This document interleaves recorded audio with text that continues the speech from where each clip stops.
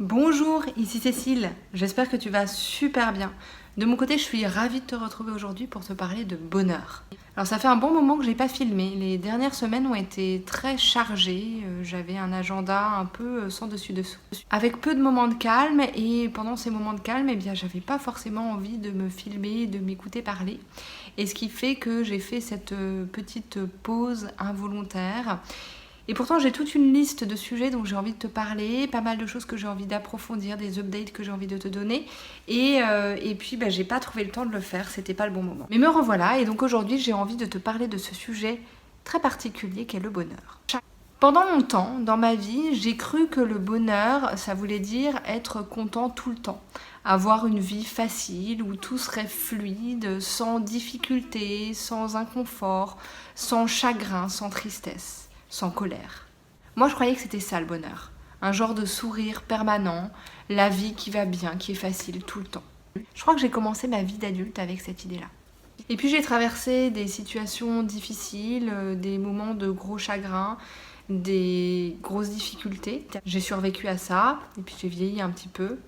Et puis petit à petit, en vivant, en lisant, en accumulant des expériences, je me suis rendu compte que le bonheur pour moi c'était pas ça du tout. Je crois qu'en tant qu'être humain, on n'est pas du tout censé être content tout le temps. Ce serait complètement illusoire de penser ça. Ou alors plutôt, il y a sans doute des gens qui naturellement sont contents tout le temps, ça doit exister, mais je pense que c'est très loin d'être la majorité des gens, et puis moi j'en connais pas personnellement. Et pourtant, je crois que le bonheur, c'est une notion qui est accessible à tous en réalité. Pour moi, le bonheur, donc, c'est pas du tout être content tout le temps. Pour moi, il est normal que la vie soit faite de difficultés, qu'elle soit faite de challenges, de situations auxquelles on préférerait ne pas avoir à se confronter parfois, de moments inconfortables. Et je crois que vouloir les ignorer, c'est un peu se voiler la face, parce que finalement, c'est aussi ces situations qui nous permettent d'évoluer et de progresser en tant qu'être humain. Je crois qu'on est sur cette terre, sous cette forme-là, pour expérimenter avec toutes les palettes des sentiments et avec tous les sentiments qui peuvent exister pour notre forme humaine. Et je crois vraiment qu'on est là pour ressentir toutes ces émotions-là, et donc pas forcément la joie, pas forcément seulement être content, mais toute la palette des émotions, que ce soit la tristesse, la colère. Et je crois que toutes ces émotions, en fait, ce sont des outils pour trouver notre vérité intérieure, pour trouver notre chemin intérieur. Et du coup, pour moi, dans tout ça, le bonheur, c'est d'arriver à naviguer au cœur de ces situations difficiles, inconfortables, sans perdre complètement notre boussole intérieure et sans perdre le contact avec cette part intérieure de nous qui est notre essence, qui est notre vérité intérieure. Et qu'on peut être triste, on peut vivre des moments difficiles et en même temps savoir qu'on est en connexion avec cette part de nous, notre essence à l'intérieur de nous, cette part qui est au-delà de toutes ces sensations, de toutes ces émotions, de tous ces sentiments, de toutes ces pensées qui changent en permanence. Et que arriver à naviguer, tu vois, au travers de toutes ces choses-là qui changent, en gardant le contact avec cette essence qu'on a tous à l'intérieur de nous, pour moi c'est ça le bonheur. Et du coup, c'est savoir qu'au cœur de tout ça, on agit en accord avec nos propres valeurs et avec notre vérité intérieure. Et c'est aussi s'autoriser à vivre toute la palette des sentiments de notre humanité sans perdre le contact avec cette vérité intérieure. Et parfois, elle est très bien cachée, cette vérité intérieure. Parfois, on est tellement submergé par les émotions, par les choses qui se passent, qu'on perd évidemment le contact. Mais déjà, le retrouver ensuite, c'est énorme, je trouve. Et du coup, le bonheur pour moi, c'est accepter que la vie soit faite de hauts et de bas et arriver à naviguer au travers de ces hauts et de ces bas. C'est aussi être à l'aise avec ses choix et les assumer, même si ces choix ne sont pas ceux que la société voudrait qu'on prenne. C'est aussi faire de son mieux sans s'attacher aux résultats. Et ça, je vais t'en parler dans la vidéo suivante, sur la façon de percevoir les objectifs. Et pour moi, les objectifs sont importants dans la vie et je t'en parle régulièrement. Je me donne des objectifs parce que j'aime avoir cette boussole. Mais je crois qu'ensuite, si on reste trop focalisé dessus, on perd cette connexion avec nous-mêmes et puis on tend à se positionner dans une attitude de jugement qui n'est pas forcément bénéfique pour nous. Je crois qu'il faut vraiment s'attacher plus à nos actions qu'à nos objectifs dans notre quotidien. Pour moi, le bonheur, c'est aussi trouver un équilibre entre le présent, le passé et l'avenir.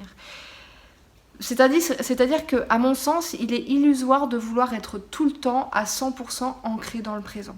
Moi, je travaille beaucoup autour de cette notion de s'ancrer dans le présent, autour de la notion de pleine conscience.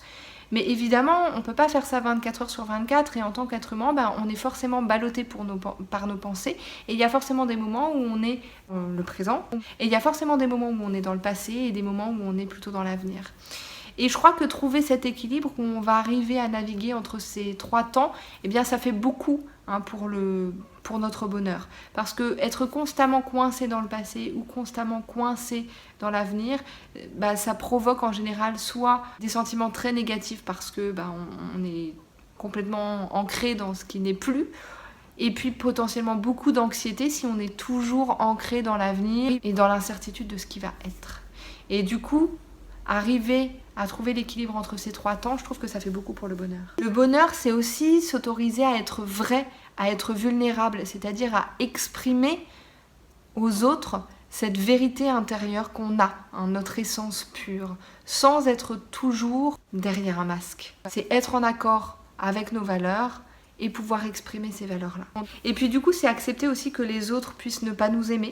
C'est accepter que les autres puissent être en désaccord avec nos valeurs, avec notre essence profonde, et ne pas faire dépendre notre valeur du fait que les autres nous aiment ou pas, mais plutôt rester centré sur notre essence profonde. Et c'est accepter aussi que la vie puisse nous envoyer des situations difficiles et ne pas perdre cette connexion avec nous dans ces situations difficiles. Alors pour certains, c'est assez inné. Je trouve qu'il y a des gens qui ont naturellement cette aptitude à être centrés en accord avec eux. Moi, je fais plutôt partie des gens qui ont besoin de muscler quotidiennement leurs muscles du bonheur. Même si à la base j'ai une bonne aptitude pour le bonheur, c'est vrai que dans les premières années de ma vie, dans la première partie de ma vie, il y a beaucoup d'événements qui m'ont fait perdre un petit peu cette boussole intérieure et ça m'a demandé un vrai travail en tant que jeune adulte puis qu'adulte d'entretenir cette connexion avec ma vérité, avec mon essence. Et du coup, il y a des actions que j'utilise quotidiennement pour garder cette connexion avec moi-même. Donc déjà, je vidange mes pensées grâce à l'écriture quotidiennement, ça je t'en ai déjà parlé. J'utilise aussi beaucoup la méditation comme moyen de laisser les pensées vraiment décanter et de revenir vraiment vers mon essence, vers ma vérité, vers ma connexion avec ce qu'il y a autour de moi. Ça me permet vraiment d'ôter un peu le voile des pensées et des émotions qui, le reste du temps, fait écran à ma perception du monde et de revenir vraiment vers une essence plus naturelle et moins voilée, tout simplement par toutes ces choses qui passent dans le mental. Dès que possible aussi, je reviens dans le corps. C'est vraiment un ancrage qui m'aide beaucoup, puisque la source de mon non-bonheur par moment, c'est vraiment mes pensées, mon mental, je crois comme beaucoup d'entre nous. Et du coup, me réancrer dans le corps me permet de revenir plus près de cette essence. Le corps, le mouvement et la respiration, c'est des outils très précieux, je trouve. Et puis régulièrement, j'essaie de prendre du temps pour plus d'introspection, pour revenir sur mes valeurs et réfléchir, voir ce qui est toujours d'actualité, ce qui ne l'est plus, voir quelles valeurs me servent, quelles valeurs j'ai peut-être besoin de faire évoluer pour me permettre de me recentrer vers ce que je suis et vers ce vers quoi j'ai envie d'aller. Voilà, j'avais envie de te parler de ma définition du bonheur aujourd'hui. Ça a beaucoup de sens pour moi en ce moment. J'ai eu une période assez chargée, avec pas mal de changements dans ma vie. J'ai justement des situations au travers desquelles j'ai dû et je dois toujours naviguer avec pas mal d'incertitudes. Et je sais que c'est des situations qui ont tendance à réveiller ma nature anxieuse et à prendre pas mal de mon énergie. Et du coup, cette vidéo, je la fais pour toi, mais je la fais aussi pour moi parce que ça fait partie des choses dont j'ai besoin qu'on me les rappelle régulièrement. Et donc là, je me fais un auto-rappel et en même temps, je le partage avec toi. N'hésite pas à partager avec moi dans les commentaires ta définition à toi du bonheur et comment tu l'entretiens au quotidien. Alors, je n'ai pas parlé d'amour dans cette vidéo et j'aurais dû en parler, mais du coup, j'en ferai une prochaine vidéo parce que, évidemment, l'amour est au sens large du terme et est essentiel, je trouve, dans le bonheur, mais vraiment au sens large du terme. Donc ça mérite une vidéo à part entière et je vais t'en parler très prochainement. En attendant, je te remercie infiniment d'avoir partagé ce moment avec moi. N'hésite pas à partager cette vidéo avec d'autres personnes si tu penses que ça peut leur être utile.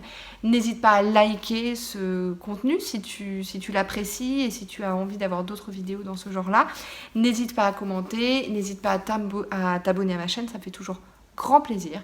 Et de mon côté, eh bien, j'en profite pour te rappeler que sur ma deuxième chaîne consacrée au yoga, à la méditation et au coaching, j'ai mis en ligne il y a peu de temps une vidéo de yoga, une courte routine consacrée aux épaules, au haut du dos, à la nuque, que tu peux utiliser à tout moment de ta journée, même si tu es au bureau. Donc n'hésite pas vraiment à l'utiliser pour toi et à t'abonner du coup à cette deuxième chaîne.